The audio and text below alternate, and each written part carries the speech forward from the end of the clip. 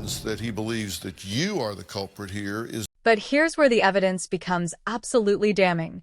Burke's fingerprints were all over that bowl. Not just on the rim, but on the spoon, pressed deep into the surface in a way that suggested he had been stirring, serving, and eating from it recently. During Burke's 2016 interview with Drive Phil, the host showed him the crime scene photo of that infamous bowl. Burke's reaction was immediate and telling. His entire body tensed, his nervous laughter became more pronounced, and his eyes darted away from the image. "Do you remember this bowl?" Dr. Phil asked. Burke stared at the photo for several long seconds, his face cycling through expressions of recognition, fear, and calculation. Yeah, I think I remember getting some pineapple. But then came the slip that revealed everything. But I don't remember if JonBenet was there or not. This wasn't just an admission, it was a confession wrapped in careful wording. Burke remembered eating the pineapple. He remembered the bowl. But he claimed not to remember if his sister was there, despite the fact that she clearly was, given the pineapple in her system. The timeline now became crystal clear, and it shattered every story the Ramseys had told. JonBenet didn't go straight to bed that night. She woke up, came downstairs, and encountered Burke in the kitchen.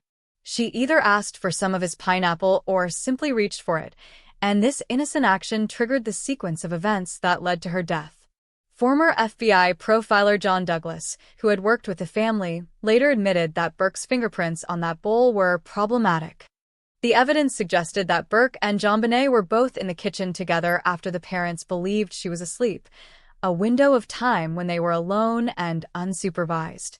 But the pineapple revealed something even more sinister. JonBenet's stomach contents showed she had eaten a significant amount, not just a quick bite, but multiple pieces. This suggested she had been sitting at that table, sharing the snack, comfortable and unaware of any danger. What happened next in that kitchen? The evidence points to a sudden escalation. Perhaps JonBenet grabbed too much. Perhaps she said something that angered Burke, or perhaps this was the moment when years of resentment and disturbed behavior finally exploded into violence.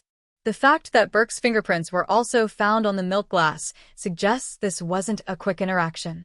They were both there for several minutes, enough time for the pineapple to begin digesting, enough time for a situation to develop and spiral out of control. When confronted with this evidence, the Ramsey family's response was telling. Instead of cooperation, they became defensive. Instead of helping investigators understand the timeline, they continued to insist that JonBenet never left her room, a story that the pineapple evidence made impossible to believe. Stay with us, because what happens next will reveal how the family may have tried to coach Burke through his interrogation and why his responses to questioning suggest he was prepared for exactly these kinds of questions. The pineapple didn't just prove JonBenet was awake and in the kitchen that night. It proved that everything the Ramsey family had told police about that evening was a carefully constructed lie designed to hide the truth about who was really with JonBenet in her final moments. The morning after JonBenet's body was discovered, while most families would be consumed with grief and shock, the Ramseys made a decision that would haunt the investigation forever. Instead of cooperating fully with police, they immediately lawyered up and began what appeared to be a carefully orchestrated campaign to control the narrative. Burke Ramsey, just 9 years old, would not be formally interviewed by police for nearly 6 months after his sister's murder. When that interview finally took place, it would reveal signs of coaching so extensive and sophisticated that even seasoned investigators were left disturbed by what they witnessed.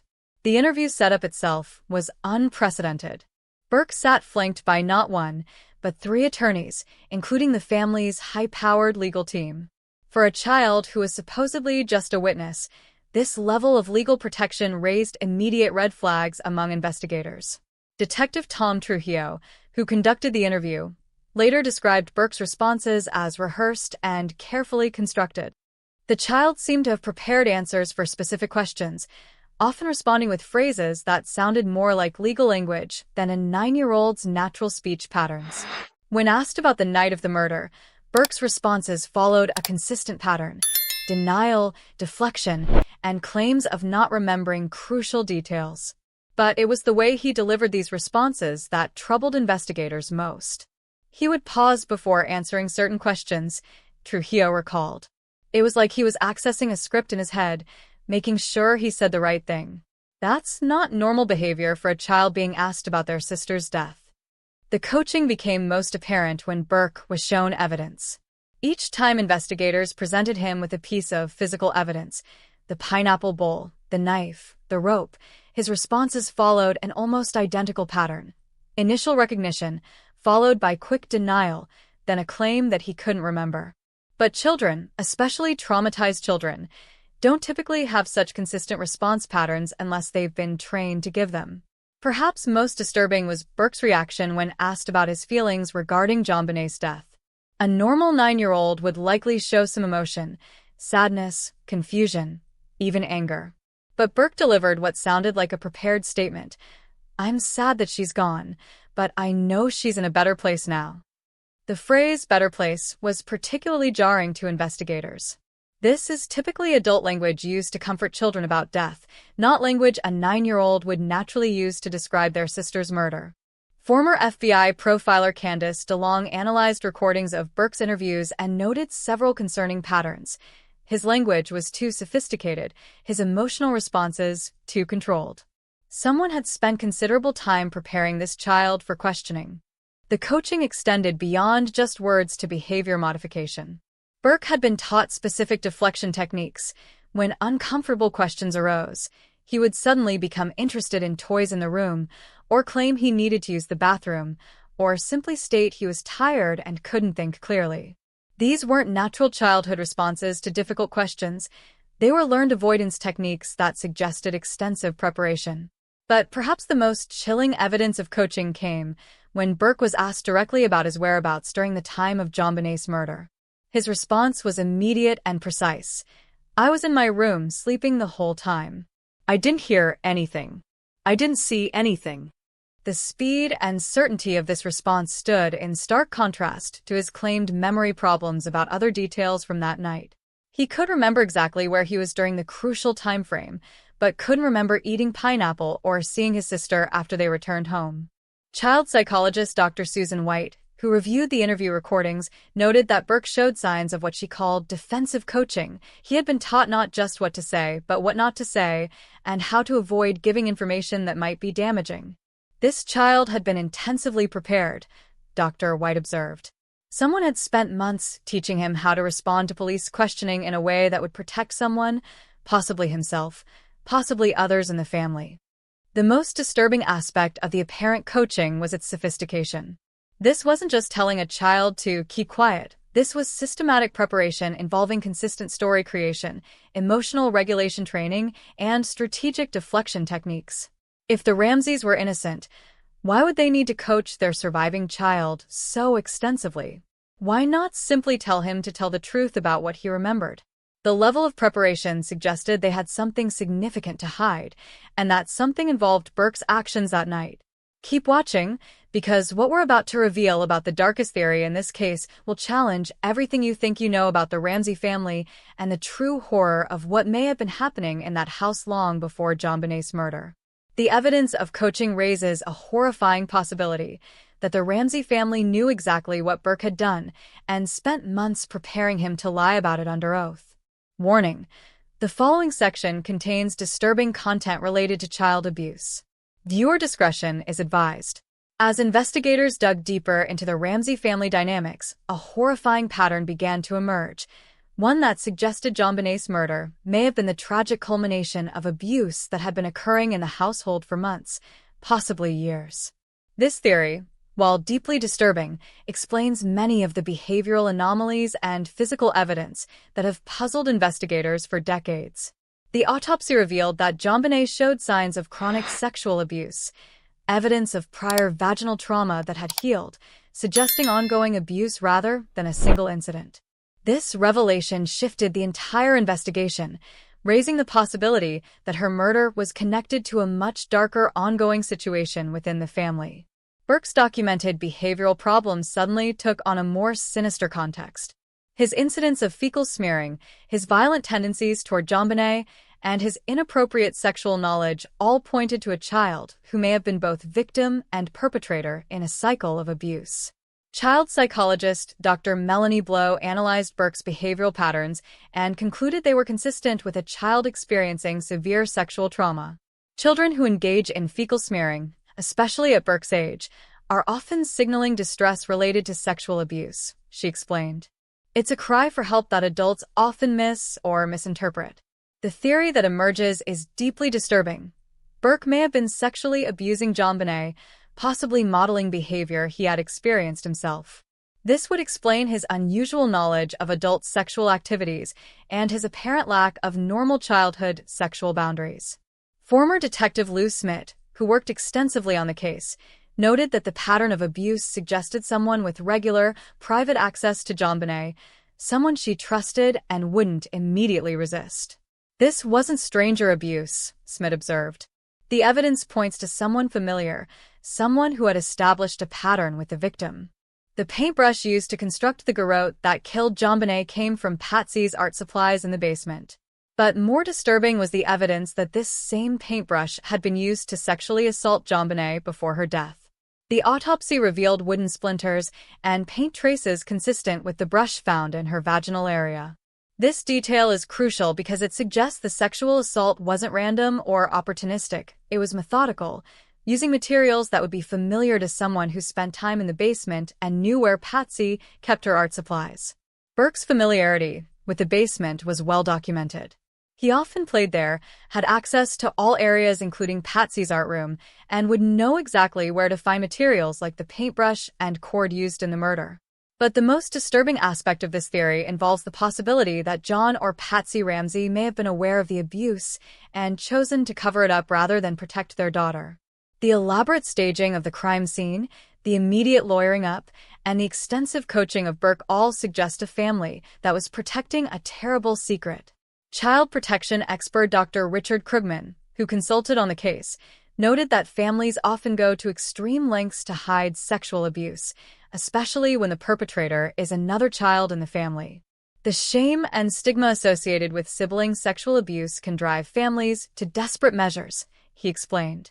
The sealed medical records that the Ramsey family fought so hard to keep private may contain evidence of ongoing abuse. Their determination to prevent these records from becoming public suggests they contain information that would be damaging to their claims of innocence. Even more troubling is the possibility that the abuse had escalated in the weeks leading up to JonBenet's murder. Friends and family members noted that she had become more withdrawn and clingy in the months before her death, classic signs of a child experiencing ongoing trauma. Burke's own therapy records, also sealed and fought over in court, likely contain crucial information about his mental state and any disclosures he may have made about inappropriate behavior toward his sister. The timeline of events that night takes on a different meaning when viewed through this lens. If Burke and JonBenet were in the kitchen together after the parents went to bed, and if Burke attempted to sexually abuse her again, her resistance or threats to tell their parents could have triggered the violent response that led to her death. This theory explains the seemingly contradictory evidence. The careful staging meant to look like an intruder attack, combined with intimate knowledge of the family's routines and materials. It explains the sexual assault evidence that points to someone familiar with the victim, and it explains the family's desperate attempts to control the narrative and protect Burke from scrutiny. If you're still following this disturbing journey with us, please subscribe. We're about to examine the most controversial theory about exactly what happened in that basement and how innocent childhood exploration may have turned deadly. The darkest aspect of this theory is that JonBenet's murder may not have been intentional. It may have been the accidental result of an abusive pattern that finally went too far, with devastating consequences that the family then desperately tried to cover up. What we're about to discuss represents the most disturbing and controversial theory about JonBenet Ramsey's death, one that explains the physical evidence, the family's behavior, and the decades of secrecy that followed. This theory suggests that what began as inappropriate childhood exploration escalated into something far more sinister and ultimately deadly. Child development experts know that sexual curiosity between siblings, while uncomfortable to discuss, is not uncommon.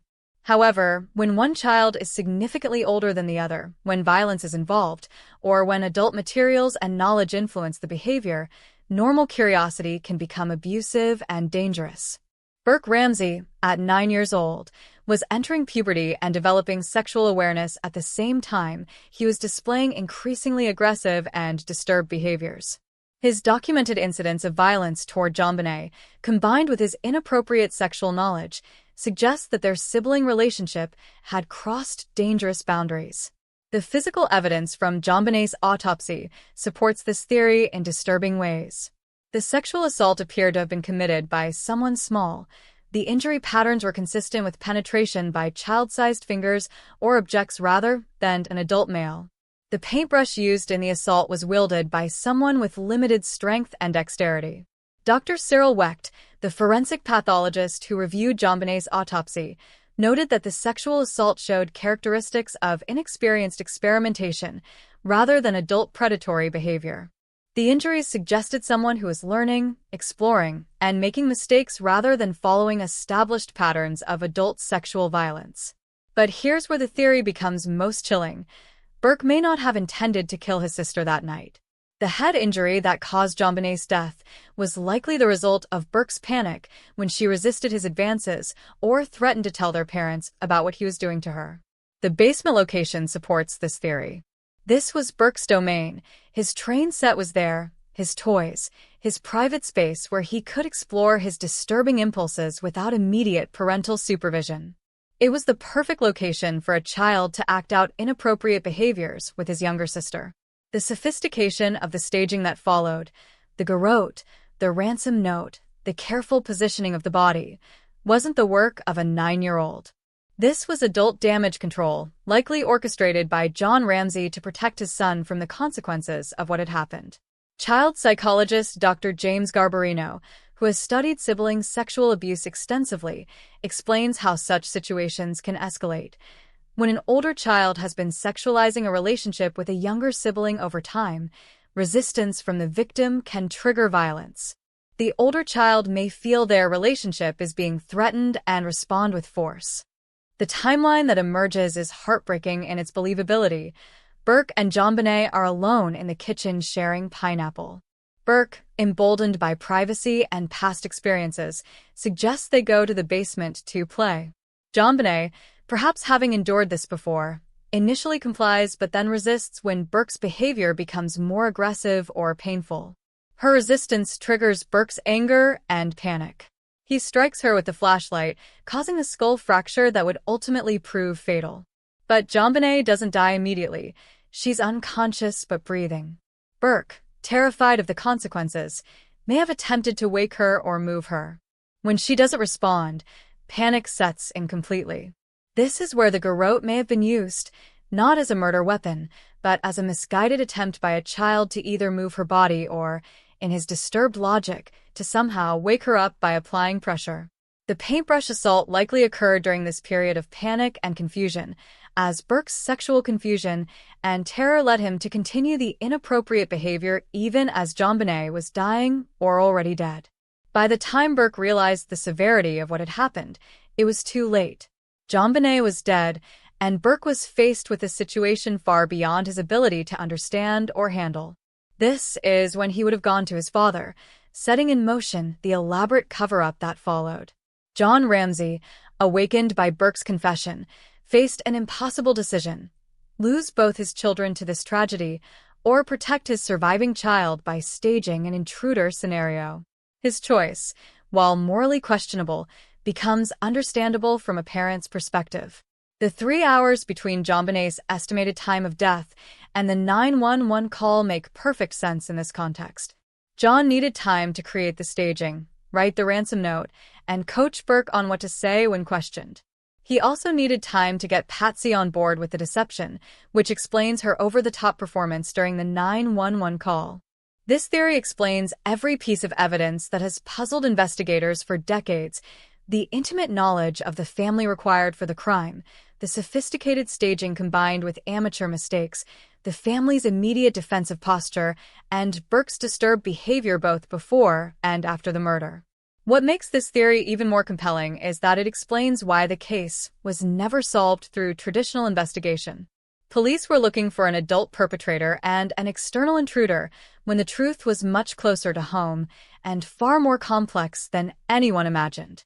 Stay with us as we explore how John Ramsey may have orchestrated not just the cover-up, but a psychological manipulation that convinced even his wife that someone else was responsible for their daughter's death. If this theory is correct, then JonBenét's murder wasn't just a crime. It was the tragic culmination of a family's failure to recognize and address deeply disturbed behavior that had been escalating for months or even years. If the theory we've been exploring is correct, then John Ramsey didn't just cover up his son's crime. He orchestrated one of the most elaborate and psychologically manipulative deceptions in criminal history. What's even more disturbing is that this deception may have been so convincing that it fooled even his own wife, making Patsy an unwitting accomplice in protecting Burke. Consider the timeline. JonBenet died between 10 p.m. and midnight on December 25th. The 911 call wasn't made until 5:52 a.m. on December 26th. That 6-hour window wasn't just used for staging. It was used for one of the most sophisticated psychological operations ever conducted within a family.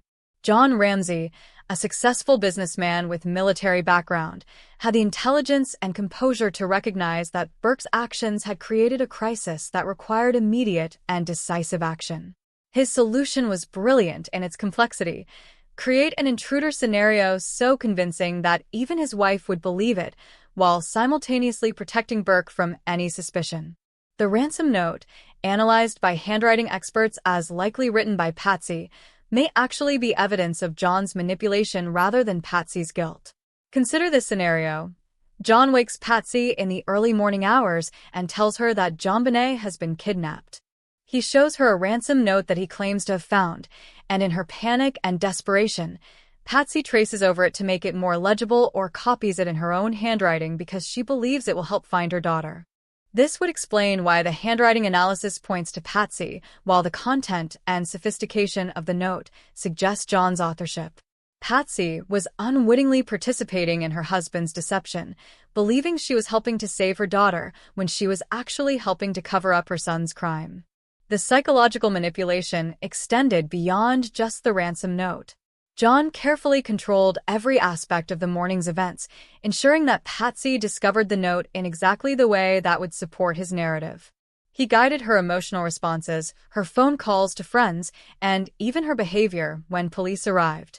Former FBI profiler John Douglas noted that John Ramsey displayed unusual composure throughout the crisis, not the behavior of a devastated father, but the behavior of someone who is managing a situation according to a predetermined plan. But John's most masterful manipulation involved Burke himself. The decision to immediately send Burke away to friends' houses wasn't just about protecting him from media attention. It was about controlling his narrative and ensuring he wouldn't accidentally reveal what had really happened. During those crucial first days, while Burke was safely sequestered with family friends, John had time to work on him, to help him understand what they would say happened, and to prepare him for the questioning that would inevitably come. This wasn't abuse. In John's mind, this was protecting his son from a justice system that wouldn't understand the complexity of the situation. The choice to immediately hire lawyers and refuse police interviews wasn't just legal strategy, it was time management. Every day that passed without direct questioning was another day for John to solidify the family story and ensure everyone was prepared for scrutiny. Consider how John controlled the physical evidence as well. He was the one who discovered JonBenet's body, giving him the opportunity to contaminate the crime scene and ensure that any evidence pointing to Burke would be confused or compromised. His decision to pick up and carry JonBenet's body wasn't paternal instinct, it was evidence management. The flashlight that was likely the murder weapon was wiped clean and left in plain sight, but John's story about its ownership kept changing. This wasn't confusion. This was a man managing multiple narrative elements while trying to keep Burke's connection to the weapon hidden. Perhaps most chilling is the possibility that John's protection of Burke extended to sacrificing Patsy's reputation and peace of mind. By allowing suspicion to fall on his wife, John ensured that investigators and the public would focus on adult perpetrators while his son remained largely above suspicion. Patsy Ramsey spent the rest of her life under a cloud of suspicion, her every word and action analyzed for signs of guilt. She died in 2006, still defending her family's innocence, possibly never knowing that her husband had manipulated her into becoming an accessory to their son's crime. The sophistication of John's deception explains why the case was never solved through conventional investigation. Police were chasing shadows and false narratives, while the truth was hidden behind layers of psychological manipulation and carefully constructed lies. This theory also explains John's behavior in the years following JonBenét's death. His continued advocacy for finding the real killer, his participation in documentaries and interviews, his consistent maintenance of the family's innocence, all of this serves to reinforce the deception he created that night and protect the son he was determined to save. If you're still with us through this disturbing journey, make sure you're subscribed because our final chapter will examine why this case may never be officially solved, despite the mounting evidence pointing toward this theory. The most tragic aspect of John's deception is that it worked. Burke Ramsey lived a relatively normal life, attending college, working, and avoiding the consequences of what may have been a moment of childhood confusion and panic that spiraled into murder. But this protection came at the cost of justice for JonBenet and peace of mind for everyone who loved her. 28 years have passed since JonBenet Ramsey was found dead in her family's basement, and despite advances in forensic science, despite countless hours of investigation, despite the theories and evidence we've explored together, this case remains officially unsolved. The question that haunts us all is simple. Why? The answer lies not in the complexity of the evidence, but in the success of the cover-up that was implemented in those crucial hours after JonBenét's death. If our theory is correct, John Ramsey accomplished something that few criminals ever achieve.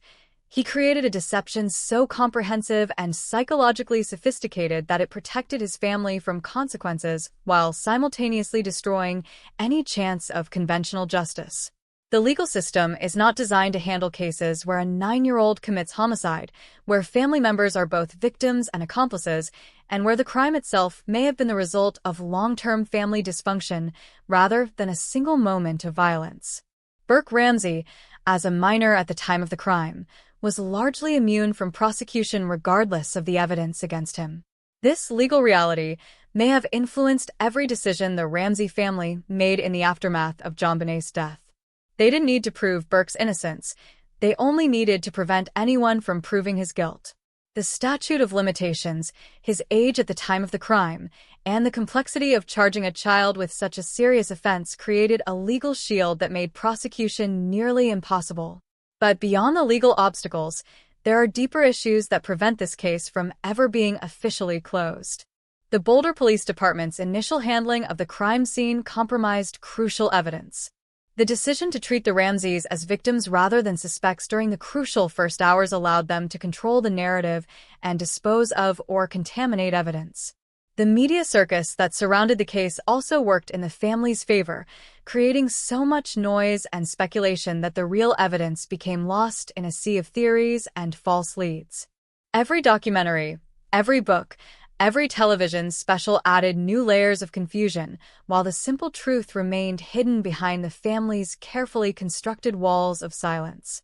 DNA evidence, often cited as the key to solving the case, has actually been more hindrance than help. The presence of unknown DNA on JonBenét's underwear has been used to support the intruder theory, but this evidence is just as consistent with cross-contamination from the manufacturing process, secondary transfer from handling, or the simple reality that children's underwear often contains DNA from multiple sources. The Ramsey family's successful efforts to keep certain evidence sealed, Burke's therapy records, medical records, and detailed police interviews, have prevented investigators from accessing information that could definitively prove or disprove the theory we've explored.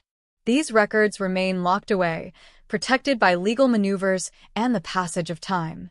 Perhaps most tragically, the people who could provide definitive answers are either dead, legally protected, or have too much at stake to ever tell the truth.